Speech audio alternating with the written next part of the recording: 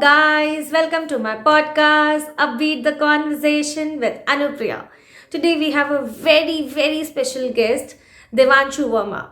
Devanshu has done eco and financial management honors, and he has also completed his master's in business administration from Mumbai.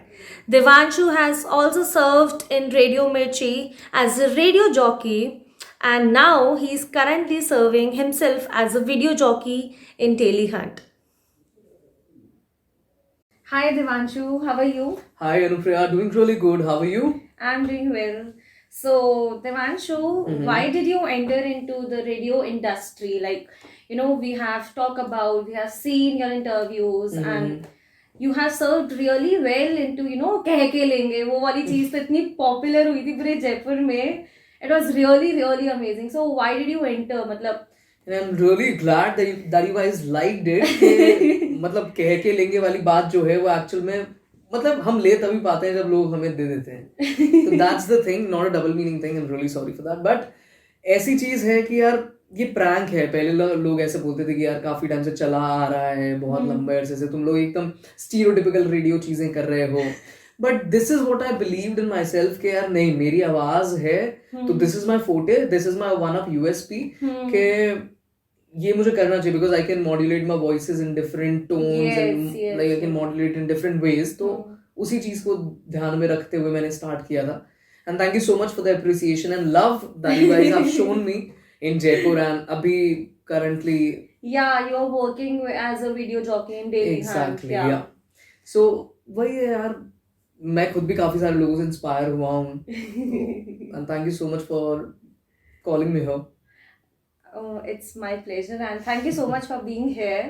So जैसे you have done MBA also, so मतलब why did you choose to be as a video jockey or go into the radio? Why didn't you go for the business or something like that? That started like my daddy is a government official. तो उन्होंने बोला था कि यार IAS वगैरह की तैयारी करो. तो मैं दिल्ली गया था. फिर वहां पे जो हमेशा सबके साथ में होता है मेरे साथ भी हुआ कि मेरी फट गई और फिर मैं वापस आ गया. अच्छा. तो एक्चुअल में यार पढ़ाई में हमेशा से एक अबव एवरेज स्टूडेंट रहा हूँ. मतलब नॉट अप लाइक 80 तक आ जाते थे मुझे जैसे जैसे संघर्ष के बाद. वो सही है, यहाँ पे मैं बिलो एवरेज रह चुकी हूँ. बट फिर भी यार तुम you are doing really well. तुम्हारे पॉडकास्ट आर लाइक एकदम विविड और काफी ज्यादा सर्टेनिटी उसमें नजर आती है. You'll go a long way इंशाल्लाह. Thank you so much. तो it started like that कि पढ़ाई वढ़ाई होती नहीं थी. तो फिर लगता था मैं ना लोगों को ऐसे प्रैंक्स करता था बहुत ज्यादा कि जैसे हमारे काफी सारे कॉमन फ्रेंड्स भी हैं तो उनको काफी प्रैंक करता था. वो हमेशा मुझे बोलते थे यार तेरे तो वैसा रेडियो पे बउआ आता है वैसा होना चाहिए, नवेद की तरह तू मुर्गा बनाता है वैसा वैसा. तो मैंने बोला कि why shouldn't I give it a shot. तो फिर मैंने दिया. तो मैंने इंटर्नशिप वगैरह करी, रेडियो में भीख मांगी, थोड़ा काम दे दो. तो भीख मिल गई थोड़ी सी. फिर काम सीखा, आगे बढ़ा. फिर मुझे लगा नहीं यार रेडियो में मजा नहीं आ रहा, पैसा नहीं है इसमें स्टार्टिंग में. बिकॉज अगर आप मीडिया में स्टार्टिंग में आते हो तो आपको इतना पैसा मिलता नहीं है. तो मुझे लगा कि यार इसमें पैसा तो है नहीं, तो मैं एमबीए कर लेता हूँ. तो मैंने मुंबई से एमबीए कर लिया. अब एमबीए करने के बाद ऐसा लगा यार पैसे करूंगा क्या, मैं काम करके खुशी नहीं हूँ. तो right, but you need to pay your bills ना. मतलब पैशन आप तब तक ही फॉलो कर सकते हो जब तक वो आपको बिल्स नहीं दे सकता. मतलब आप उसको साइड में चला सकते हो. What I do personally is this only.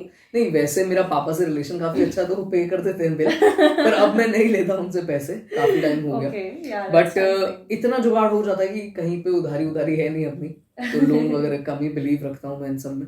तो यार हो जाता है. मतलब ऐसा नहीं होता कि दाल रोटी खा के सो जाते हैं. पर अगर मैं अपने काम में मुझे प्यार है, अगर मुझे उस काम से प्यार है तो डेफिनेटली मैं उस चीज को परस्यू कर रहा हूँ और मुझे बहुत मजा आ रहा है. भले ही मैं एक मीगर अमाउंट को अर्न कर रहा हूँ but I am really happy with it. तो मजा आ रहा है यार. अगर मैं एमबीए कर लेता तो शायद अभी तुम मेरा इंटरव्यू नहीं ले रही होती, तो मजा नहीं आता फिर मुझे. That's really sweet. So as we all know that our dad is an IAS officer, but doing things by your own, and handling things by your own, and you're not taking any kind of support or any kind of financial support from your dad. So who gave you the inspiration? मतलब ऐसा मैंने बहुत सुना है और ऐसा बहुत देखा है कि जिनके गवर्नमेंट ऑफिसर्स के जो बेटे होते हैं या जो बच्चे होते हैं वो काफी ज्यादा स्पॉइल्ड होते हैं, पैम्पर्ड होते हैं। ठीक है ना, पापा कर रहे हैं, करने दो, हम तो उनके पैसे से ऐश करेंगे। मतलब मेरा ये मानना है कि you know you are doing a really great job. So how did you feel the inspiration, और कैसे आपको लगा कि you know you should do by your own, you should make your own identity?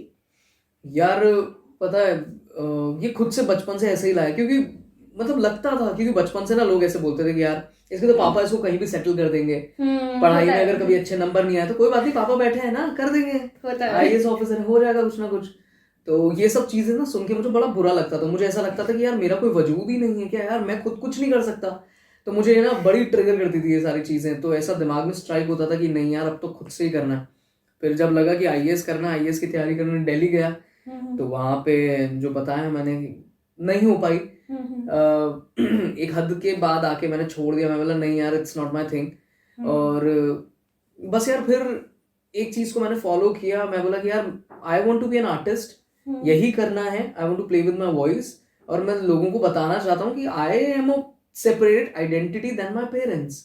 क्योंकि मेरे पेरेंट्स ने जो किया वो उनकी मेहनत है, जो मैं कर रहा हूँ वो मेरी मेहनत है। एग्जैक्टली। तो यार वही चीज है, उस चीज को मैं पकड़ के आगे चला कि यार नहीं, खुद की आइडेंटिटी बनानी, और पापा से तो बिल्कुल भी सपोर्ट नहीं लेना है, नहीं तो फिर कल को फिर अपनी स्ट्रगल स्टोरीज में मैं क्या बताऊंगा। बट यहाँ से ही हमारी एक लर्निंग शुरुआत होती है। आपका जो ये इंस्पिरेशन है, we are going to take this as a learning. So we'll inspire people, you know, जो जिनके भी गवर्नमेंट ऑफिसर्स के जो भी बच्चे हैं, प्लीज अपनी ओन आइडेंटिटी के लिए खड़े हो। तुम मुझ पे केस मत करवा देना इस इंटरव्यू के बाद में। मेरा ऐसा कुछ कहना नहीं, तुम्हारी मर्जी भाई, तुम पैसा उड़ाओ, कोई दिक्कत नहीं है। नहीं, but people should understand their own identity also, their own values also. मतलब it's always not about you know कि आप पेरेंट्स की आइडेंटिटी से जी रहे हो। पेरेंट्स को भी कभी उस चीज के लिए प्राउड फील कराओ कि जहाँ पे पेरेंट्स को उनके बच्चे से जाना जाता है। So what I believe, I am sharing it. So let's see.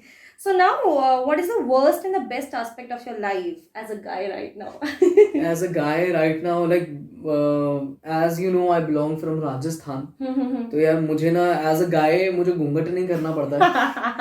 तो आजकल कोई नहीं करता। I know, और ये सब नहीं होना चाहिए। Yeah. Because it's a cliche, और ये जो एक टैबू है ये हमें हटाना चाहिए बिल्कुल। Yeah. We should work towards a social cause. तो एज अ गाय मेरे हिसाब से बेस्ट एस्पेक्ट अभी ये है कि I am getting lots and lots of love from people around, और not about being a guy, it's about being a human. और वर्स्ट एस्पेक्ट तो अभी तक ऐसा कुछ है नहीं।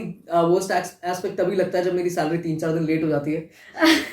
तो वो तो एज अ गाय नहीं होता, as a human nature. Exactly. So specifically as a specifically as a guy मुझे एज सच कुछ स्पेशल ट्रीटमेंट नहीं मिल रहा है, या फिर कुछ वर्स्ट ट्रीटमेंट नहीं मिल रहा है। तो I am facing the same issue which you are facing in the society. हमारे लिए भी कुछ चीजें बैरियर्स है, तुम्हारे लिए भी कुछ चीजें बैरियर्स है। ठीक है, तो एज अ गाय मुझे नहीं लगता कि कुछ ऐसा एक स्टीरियोटाइप है जो मेरे साथ में हो रहा है, luckily. Okay, that's really nice. So, do you believe in God? मतलब, are you into spirituality and these kind of stuff? मतलब, I am an atheist. Okay. But मुझे ऐसा लगता है कि अगर भगवान है, और जो उनमें बिलीव करता है तो प्लीज उनमें बिलीव करो। अगर मैं नहीं करता तो please do not force me to believe in that. ये मेरा अपना पर्सपेक्टिव है, मेरा ओपिनियन है, और this is how I am. भगवान में बिलीव नहीं है, बट मैं उनकी डिसरिस्पेक्ट भी नहीं करता जो उनके बिलीवर्स हैं। Yes. तो but don't you think so कि कितनी बार ऐसी चीजें होती है ना कि जैसे हम कोई जॉब इंटरव्यू के लिए जा रहे हैं, हमें लगता है कि वो हमें मिलना चाहिए, हमने पूरा इंटरव्यू प्रिपेयर किया है उस चीज के लिए, हमने पूरी मेहनत की है, इंटरव्यू अच्छा दिया है, सो वो नहीं हो पाता। बट जैसे अगर हम कभी कभी ऐसे सोचते हैं चीजों को लेके, जैसे you know if you believe in God कि you know whatever is meant to be, it will happen to you eventually, or you will get it eventually. So don't you believe in these kind of words, these kind of things जो भी ऐसे quotes होते हैं basically? I am an absolute karma believer. मुझे कर्मा में believe है बिल्कुल, बहुत ज्यादा। Okay. Because मेरे साथ मतलब एक्सपीरियंस किया है यार कि अगर मैंने कभी किसी के साथ में बुरा किया तो मेरे साथ में भी सेम चीज हुई है कभी ना कभी। अच्छा किया तो वो भी मुझे मिला है। और डेस्टिनी में मैं कभी कभी ऐसे बिलीव कर लेता हूँ अपने फेवरेटिज्म के हिसाब से। वही है। बाकी ऐसा जब मुझे लगता है ना कि यार मैंने कुछ दृढ़ निश्चय कर लिया है तो मैं डेस्टिनी में बिलीव नहीं रखता। It's totally into my instincts कि यार ये करना है तो ये होगा, मैं करूँगा तो बिल्कुल होगा। तो यू शुड ना, मेरे हिसाब से you should believe in yourself, और एक स्ट्रॉन्ग बिलीवर होना चाहिए आपको, अपने इंस्टिंक्ट्स पे भरोसा करना चाहिए, आपकी गट फीलिंग पे बहुत ज़्यादा भरोसा करना चाहिए। बिकॉज पहले जो आपका जो फर्स्ट थॉट होता है ना, वो शायद और मोस्ट प्रोबेबली हमेशा राइट होता है, मुझे ऐसा लगता है। एग्जैक्टली, ये मेरे साथ होता है, बहुत बार होता है। Okay, so would you like to tell about the whole process, like how did you get into the radio jockey and the all of the process, because बहुत लोगों को ये struggle होता है कि उनको पता ही नहीं होता कि उनको जाना कहाँ है, वो किस तरीके से वो वीडियो में जा सकते हैं। कम्युनिकेशन स्किल्स बहुत अच्छी होती है बट पता नहीं है, डायरेक्शन लेस होते हैं। so would you like to tell us about the procedure or steps, so it would be great. तो पता क्या होता है, सबसे पहले मैंने भी ये सोचा था कि यार मैं भेड़ चाल में क्यों जाऊं, मैं एमबीए करूंगा, किसी कंपनी का सीईओ बन जाऊंगा, आराम से पैसा कमाऊंगा, I earn in crores and all, गाड़ी होगी एक Porsche, BMWs and all. But अभी मैं सेकंड हैंड लेने के भी उसमें नहीं हूँ, बट फिर भी चीजें स्टार्ट हुई थी कि पापा आईएएस ऑफिसर हैं, वहां से ऐसा हुआ था कि नहीं यार मुझे भी कुछ ऐसा करना है, कि बचपन से वो देखा है कि यार इट्स अ पावरफुल जॉब। जब 6-6 फुट के बॉडीगार्ड्स आपके पीछे चलते हैं तो ऐसा बड़ा ऐसा लगता है कि यार तो फिल्मी लगता है एकदम ना, ऐसे एकदम मुझे फैसिनेट करता था ये काम। फिर मुझे लगा कि नहीं यार इसके लिए तो मेहनत लगती है और वो भी बहुत ज्यादा। तो फिर मुझे लगा यार ये मेरे से इतनी तो नहीं हो पाएगी, तो जितनी मेरे से हो पाती है और जिस चीज में मुझे करनी है मैंने उसमें कोशिश करी और मैंने मेहनत करी थोड़ी बहुत। तो मैं पहले इंटर्नशिप में घुस गया जयपुर में, मैंने माय एफएम के साथ में इंटर्नशिप करी। फिर उसके बाद में मुझे लगा कि नहीं यार ये रेडियो में तो पैसा वैसा तो है नहीं। पहले मैं बड़ा मनी माइंडेड हुआ करता था, तो इस स्ट्रगल से मनी माइंडेड ही है मैं हूँ, पर इतना है कि जो मैं डिजर्व करता हूँ वो तो मुझे एटलीस्ट मिलना चाहिए। इंटर्नशिप्स करी, फिर मुझे लगा नहीं यार एमबीए करना चाहिए, सीईओ ही बनूंगा मैं तो, मुझे बिल्स विल्स नहीं, मैं नौकरों को पेमेंट दूंगा अपने, तो उस हिसाब से एमबीए किया। फिर वहां लगा कि यार नंबर तो आ नहीं रहे पढ़ाई में, 70-75% कुछ चल रहे हैं। सेमेस्टर 1 सेमेस्टर 2 तो 4 सेमेस्टर्स का एमबीए होता है 2 साल का। 1 साल बाद मुझे लगा कि नहीं यार मैं तो गलत दिशा में जा रहा हूँ। एमबीए के मैंने 10 लाख रुपए दे दिए, बहुत प्रेस्टिजियस कॉलेज से मैंने एमबीए किया था मुंबई में। 2 साल के 10 लाख रुपए मैंने फीस के जमा करा दिए। जैसे ही मैंने सेकंड अपनी इंस्टॉलमेंट दी 5 लाख रुपए जो बकाया थी वो मैंने पे करी, उसके 4 या 5 दिन बाद मुझे लगा यार ये तो मेरा, this is not my thing, ये तो मैं नहीं करूंगा, मुझे नहीं करना है ये, कि I am not a corporate guy कि मैं 9 to 5 वाली जॉब करूं फिर घर पे आके बेबी आज खाने में क्या बनाए, ये सब नहीं करना है मुझे। तो मैं चाहता था कि यार कुछ अपना आर्टिस्टिक फील्ड को एक्सप्लोर करूं, और मुझे रेडियो में जितना प्यार मिलता था ना और जितना मैं प्यार करता था रेडियो से वो मेरा वापस से उत्पन्न होने लगा। फिर उसके बाद में मैंने मुंबई रेड एफएम में जुगाड़ लगाए थोड़े अपने, कि यार मैं लोगों को अप्रोच किया, मैं बोला यार ऐसा ऐसा मुझे काम करना है। मैंने फिर से इंटर्नशिप से शुरुआत करी, जो मैं ऑलरेडी 3 महीने 4 महीने की इंटर्नशिप करके आया था, मैंने वापस से जीरो से स्टार्ट करा। मैं बोला कोई बात नहीं, थोड़ा सा लेट हो गया हूँ बट मैंने जीरो से स्टार्ट करी। स्क्रैच से स्टार्ट करने के बाद में मैं वहाँ पे शो प्रोड्यूसर बन गया। फिर यहाँ पे मेरे फ्रेंड ने बताया कि रेडियो मिर्ची जयपुर में वैकेंसी है, तो मैंने बोला यार घर है, पैसे कम भी मिलेंगे तो कोई नहीं, सारा का सारा सेव हो जाएगा। exactly. तो यहाँ पे कुछ अराउंड 220 कैंडिडेट्स आए थे और उनकी वैकेंसी थी 1। तो मुझे ऐसा था कि यार मेरा होगा नहीं होगा, सब लोग ऐसे आए हैं, ऐसा लग रहा था मैं रेडियो मिर्ची के रेडियो जॉकी के हंट में नहीं आया हूँ, मैं एक रोडीज के ऑडिशन में आ गया हूँ। लोग ऐसे डिप्स मार रहे हैं वहां पे खड़े होकर स्टेशन के अंदर। मैं बोला यार ये क्या चल रहा है, ये तो मुझे नहीं सिखाया था कि यार डिप्स मारने रेडियो जॉकी बन के। बट ठीक है, लोग अपनी ही बकैतियां काट रहे हैं वहां स्टेशन में, जब ऑडिशन चल रहा है, इंटरव्यू राउंड्स हो रहे हैं, लोग आके एक दूसरे को डीमोरलाइज कर रहे हैं, मेरा तो हो जाएगा, तुम लोग तो निकल जाओ यहाँ से। इतने ज्यादा कॉन्फिडेंस को हम ओवर कॉन्फिडेंस जिसको कहते हैं, वो बच्चे आके, और मेरी फट गई। मैं बोला यार 220 बच्चे हैं, एक वैकेंसी है, क्या होगा। तो मैंने अपना बेस्ट दिया, मुझे लगा कि यार नहीं मैं अपना बेस्ट देता हूँ, अगर मैंने कोशिश भी नहीं करी और मैंने गिव अप कर दिया तो मुझे बाद में बहुत गिल्ट होगा। वो चीज मैंने नहीं करी, मैंने किया। I went to round 2, round 3, round 4, 6 round हुए थे। 6th राउंड में 3 लोग सेलेक्ट हुए थे, जिसमें टॉप 3 में मैं आया था। मुझे लगा कि यार अब तो इन दोनों की तो मैं बजा दूंगा। मतलब जब 220 में से 217 की मैंने बजा दी है तो मैं 3 की तो बजा ही दूंगा, और मैंने बजा दी और सेलेक्ट हो गया। तो बहुत अच्छा लगा कि यार इतने सारे लोगों में अकेला सेलेक्ट हुआ, जयपुर जैसे it's a Tier 2 city, select हुआ, बहुत अच्छा लगा।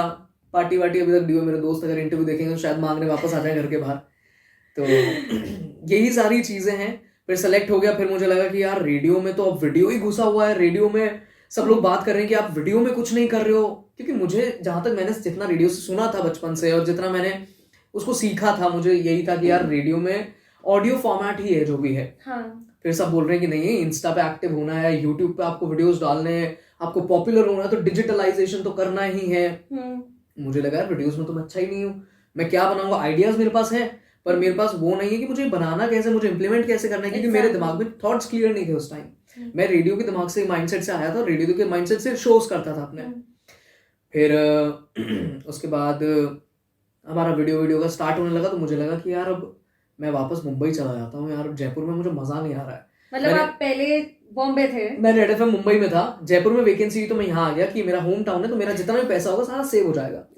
फिर मुझे लगा काफी पैसा सेव कर लिया है 8 महीने में, तो हो जाएगा जुगाड़, मुंबई में 6-8 महीने तो मैं निकाल लूंगा। ठीक है, उसके बाद तो कुछ ना कुछ काम मिल ही जाएगा, इतना तो टैलेंट पे भरोसा था ही मुझे। तो फिर उसके बाद में मेरे को लगा है मुंबई जाना चाहिए, घर वालों को अनशंट एक्सक्यूजेस देने लगा कि यार नहीं, मन नहीं लग रहा है, यार बहुत लो फील करता हूँ मैं, क्योंकि मुझे मुंबई जाना था और मुझे वहां पे काम करना था as a dubbing artist, as a voice over artist. क्योंकि जितना मैं सुनता था कि 1-1 लाख रुपए एक दिन के लेते हैं वॉइस आर्टिस्ट जो होते हैं, पर ये नहीं पता था कितनी घिसवानी पड़ती है उसके लिए। एग्जैक्टली, आपको एक्सेंट भी बदलना पड़ता है, अपना वो स्क्रिप्ट के हिसाब से आपको अपना मॉड्यूलेशन मैनेज करना पड़ता है, वो मैंने सीखा। तो मैंने काफी कुछ मेहनत करी, उस पर भी काफी वर्क किया, फिर वो काम भी सीखा, उस पर भी काम मिलने लगा। अभी recently I have dubbed for a movie Marvels की, उसमें एक बहुत ही छोटा सा कैरेक्टर है, ब्लैक विडो उसका नाम है। मैं कभी हॉलीवुड मूवीज नहीं देखता हूँ, ब्लैक विडो में एक छोटा सा कैरेक्टर है, मैं जल्दी इंस्टाग्राम पे रिवील करूंगा वो कि जो मेरा डबिंग है, मैंने उसके लिए भी डब किया है रिसेंटली। दैट्स रियली नाइस, मतलब इतनी सारी टैलेंट। तो मैंने डबिंग करी, फिर मेरा एक पॉडकास्ट भी शायद से इन फ्यूचर आ सकता है, तो it will be an Amazon originals, let's hope for the best. और बाकी आप लोग की दुआएं हैं, जो भी हो जाए, अनुप्रिया का साथ है, अगर ये आगे भी कंटिन्यू रखेंगे हमारा यही जलवा, तो मुन्ना भैया जैसे जलवा हो जाएगा हमारा भी किसी दिन। बिल्कुल बिल्कुल। तो आप ये बताइए कि जैसे आपने पहले उसमें रेडियो मिर्ची में किया, so why don't you start something by your own, मतलब खुद का क्यों नहीं स्टार्ट कर लेते? You have so much talent, और अभी भी एक तरीके से जॉब ही है, it's not 9 to 5 but it's sort of a job. It is a job, या it is a job, so they have time regulations, they have some restrictions, so why don't you start something by own, मतलब कुछ freelancing कर ली, कुछ ऐसा? तो I am a freelancer, वैसे I am working as a freelancer, but ये जो मेरा जॉब है इट्स ऑन कॉन्ट्रैक्ट, मैं कॉन्ट्रैक्ट के ऊपर हूँ, तो I can work outside, there is no bar to it. वो मुझे नहीं रोकते मैं अगर बाहर काम करता हूँ, but they want me to be exclusive on the video with them, क्योंकि मैं उनके लिए सेलिब्रिटी इंटरव्यूज वगैरह करता हूँ, I write stories for them, तो ये सारी चीजें हैं। और फ्रीलांसिंग में मैं डबिंग आर्टिस्ट हूँ, वॉइस ओवर आर्टिस्ट हूँ। अगर फ्यूचर में कोई काम हो तो प्लीज इनको बताइएगा, ये मुझे बताएंगे, इनका 10% कमीशन पक्का है। बाकी यही था यार, तो एज अ फ्रीलांसर अभी मैं काम कर रहा हूँ, और बाकी पार्ट टाइम वीडियो जॉकी हूँ मैं with Daily Hunt. Okay, so where do you see yourself in future? Like, what are your future goals? मतलब after this, doing a video jockey, have experienced a lot. You have done freelancing, dubbing थोड़ी बहुत की है. So where do you see yourself in future? मतलब मैं चाहता हूँ कि यार आने वाले, like you're talking about like next 1 year, 5 year, 10 year. मतलब obviously you at the end you have to make my your own identity. Yeah, और एक ultimate goal होता है कि you know where you don't work for anybody but you are just working on yourself and for yourself. Yeah. So my ultimate goal is to be the premium and a seasoned artist in my industry. Okay. मैं मतलब ऐसा कुछ ऐसा कुछ expect नहीं किया है कि यार नहीं मुझे तो अगर एक्टर बनना है तो मुझे शाहरुख खान ही बनना है, अमिताभ बच्चन ही बनना है। वो इंसान को अपनी औकात पता होनी चाहिए, और मुझे है, तो उसको ध्यान में रखते हुए मुझे ऐसा लगता है मैं बस एक सीजन्ड और एक अच्छा आर्टिस्ट बन जाऊं। जैसे I respect Nawazuddin Siddiqui a lot, Pankaj Tripathi a lot, because उनका स्ट्रगल जो है, उनका जो स्ट्रगल है, जब मैंने पहली बार नवाज भाई का इंटरव्यू किया था तो ही वाज सो चिल्ड, उन्होंने मुझे इतना कंफर्ट जोन दिया कि अरे बैठ लाला तो इतना प्यार जो है ना यार, तो ये चीजें ध्यान में रखते हुए it's fun to be a seasoned person, seasoned artist like Nawazuddin Siddiqui is not Shah Rukh Khan, but he is the Nawazuddin Siddiqui. तो I want to be a person जिसकी एक आइडेंटिटी हो इंडस्ट्री में, लोग नाम से जाने मेरा काम, और मैं चाहता हूँ कि जितना मैं डिजर्व करता हूँ ना उतना मुझे मिले। ऐसा नहीं कि यार अगर मैं 50 डिजर्व कर रहा हूँ तो मुझे 5,000 चाहिए, नहीं, मांग भी अपनी औकात के हिसाब से रहा हूँ, Exactly, तो yeah. वो चीज मैं चाहता हूँ. So, you want to enter into industry, or you want to be a public speaker, or maintain in a public relations? What I do you want won't to do? mind doing anything.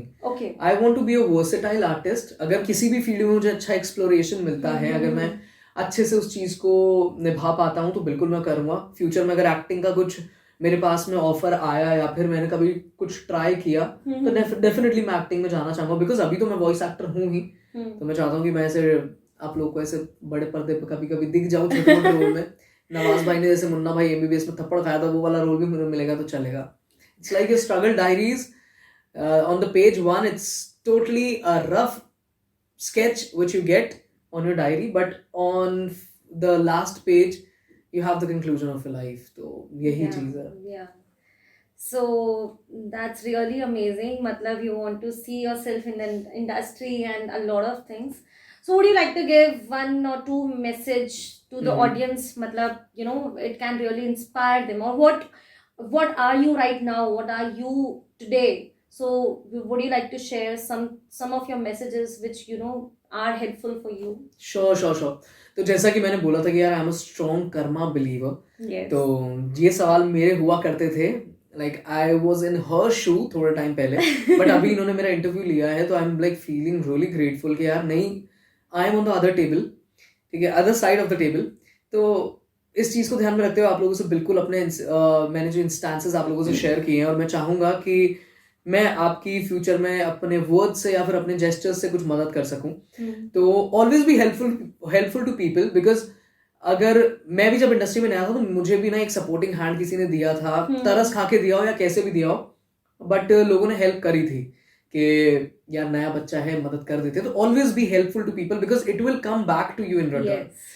और उसके बाद में कभी जैसे आप किसी काम में सीनियर हो जाते हो तो कभी भी ना किसी यंग आर्टिस्ट को या फिर इनएक्सपीरियंस्ड आर्टिस्ट को कभी भी ना डीमोरलाइज नहीं करना चाहिए, बिकॉज यू नेवर नो कि 6 महीने बाद वो कहाँ होगा और आप कहाँ हो सकते हो.